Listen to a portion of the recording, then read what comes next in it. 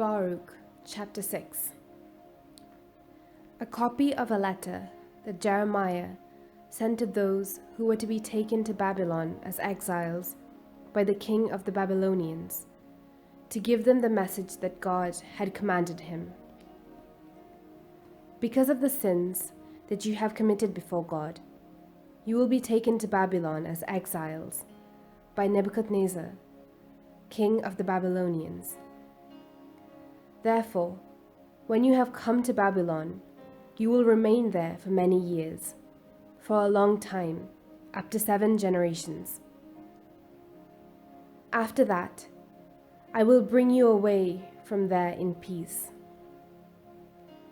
Now in Babylon, you will see gods made of silver and gold and wood, which people carry on their shoulders, and which cause the heathen to fear. So beware of becoming at all like the foreigners, or of letting fear of those gods possess you when you see the multitude before and behind them worshipping them. But say in your heart, "It is you, O Lord, whom we must worship." For my angel is with you, and he is watching over your lives. Their tongues are smoothed by the carpenter, and they themselves are overlaid with gold and silver. But they are false and cannot speak. People take gold and make crowns for the heads of their gods, as they might for a girl who loves ornaments. Sometimes the priests secretly take gold and silver from their gods and spend it on themselves, or even give some of it to the prostitutes on the terrace. They deck their gods out with garments like human beings, these gods of silver and gold and wood that cannot save themselves from rust and corrosion.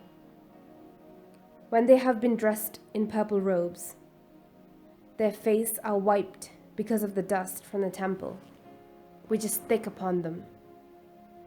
One of them holds a scepter, like a district judge, but is unable to destroy anyone who offends it. Another has a dagger in its right hand and an axe, but cannot defend itself from war and robbers.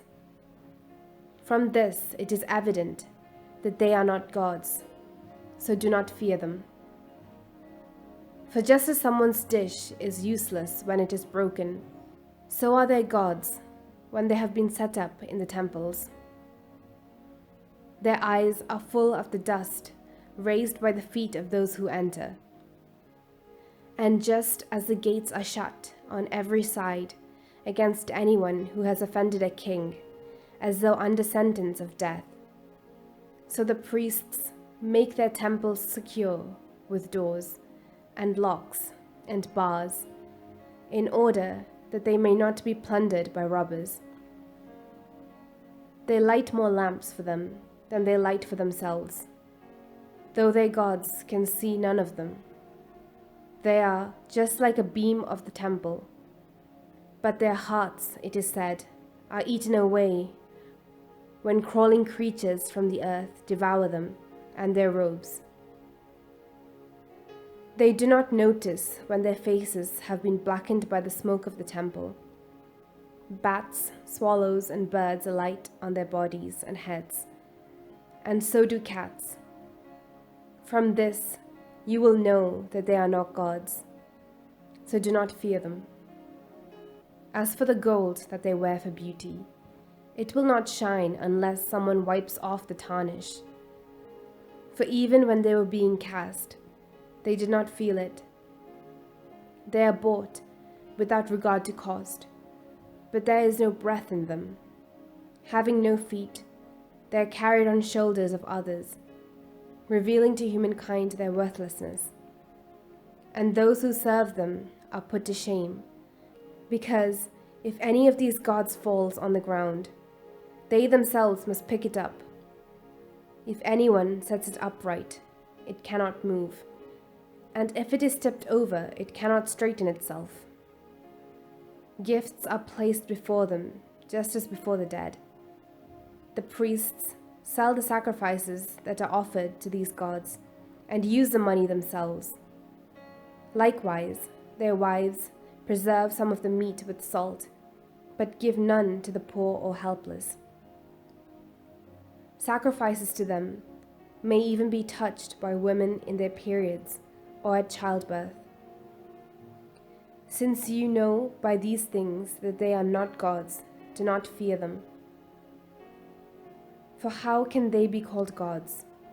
Women serve meals for gods of silver and gold and wood, and in their temples the priests sit with their clothes torn, their heads and beards shaved, and their heads uncovered. They howl and shout before their gods, as some do at a funeral banquet. The priests take some of the clothing of their gods to clothe their wives and children. Whether one does evil to them or good, they will not be able to repay it. They cannot set up a king or depose one. Likewise, they are not able to give either wealth or money. If one makes a vow to them and does not keep it, they will not require it. They cannot save anything from death or rescue the weak from the strong. They cannot restore sight to the blind. They cannot rescue one who is in distress. They cannot take pity on a widow or do good to an orphan.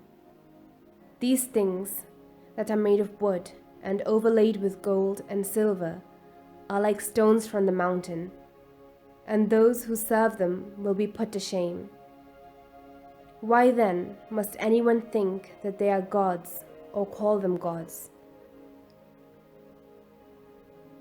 Besides, even the Chaldeans themselves dishonor them. For when they see someone who cannot speak, they bring Bel and pray that the mute may speak, as though Bel were able to understand. Yet they themselves cannot perceive this and abandon them, for they have no sense.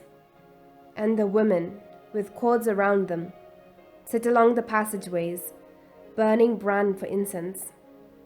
When one of them is led off by one of the passers-by and is taken to bed by him, she derides the woman next to her, because she was not as attractive as herself, and her cord was not broken. Whatever is done for these idols is false. Why then must anyone think that they are gods or call them gods? They are made by carpenters and goldsmiths.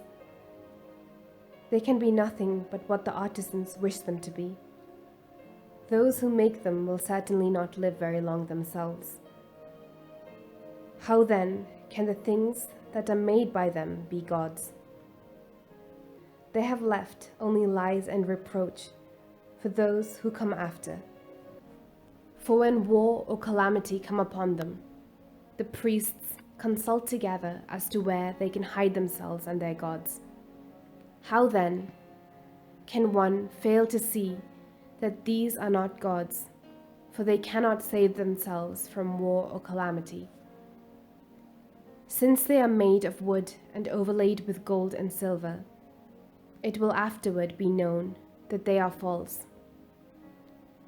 It will be manifest to all the nations and kings that they are not gods, but the work of human hands, and that there is no work of God in them. Who then can fail to know that they are not gods? For they cannot set up a king over a country or give reign to people. They cannot judge their own cause or deliver one who is wronged, for they have no power. They are like crows between heaven and earth.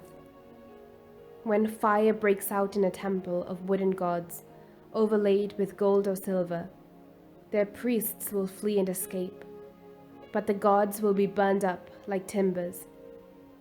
Besides, they can offer no resistance to king or enemy.